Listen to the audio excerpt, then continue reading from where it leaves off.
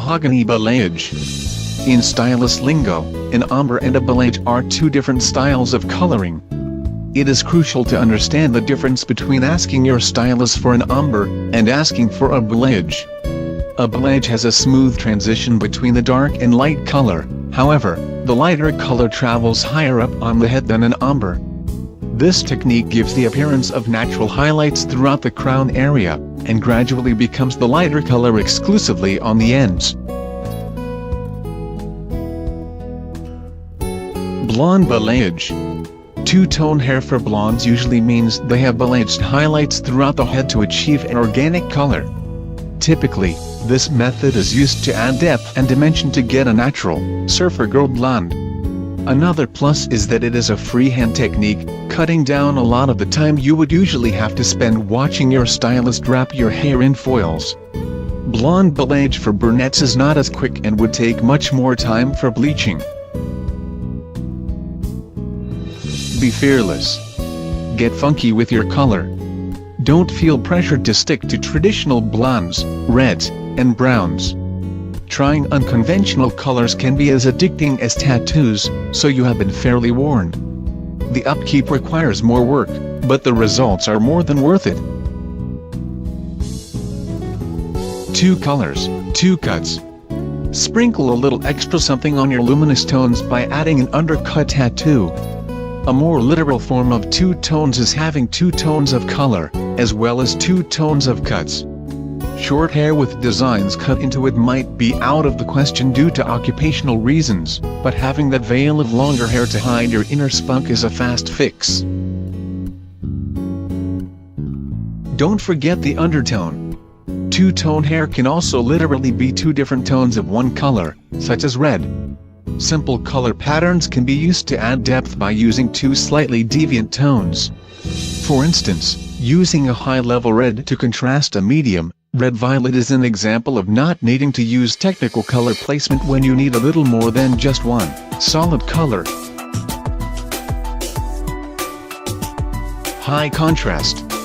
Bringing pictures of your ideas is always a great way to get you and your stylist on the same page. Stylists tend to blend the lighter color into the darker one by progressively getting lighter down at the ends, but maybe you really wanted the distinction in colors. Finding a stylist that will give you exactly what you want, without pressuring you into their own ideas, is key to leaving the salon happy and with the color you walked in wanting. Definitely do your research when hunting down a stylist. Play with placement.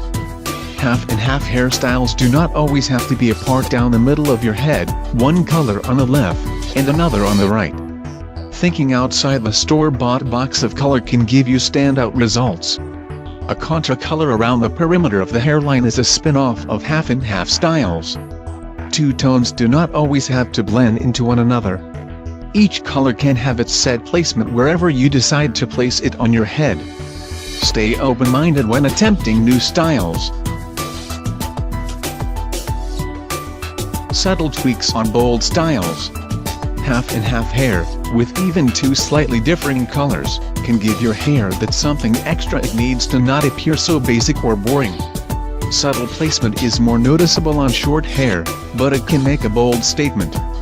Even the most clever color patterns can be seen considerably better in pictures of short hair, making your desired look more manageable for your stylist to replicate. Cool and warm.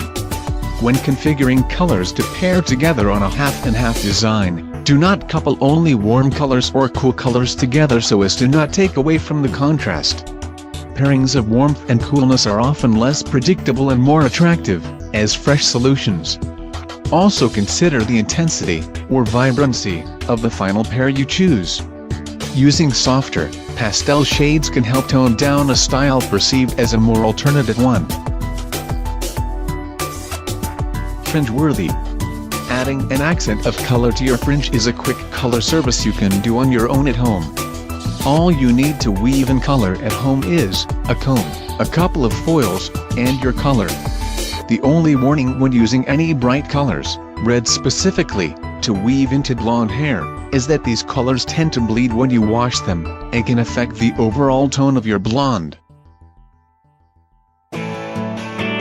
Thanks for watching my videos.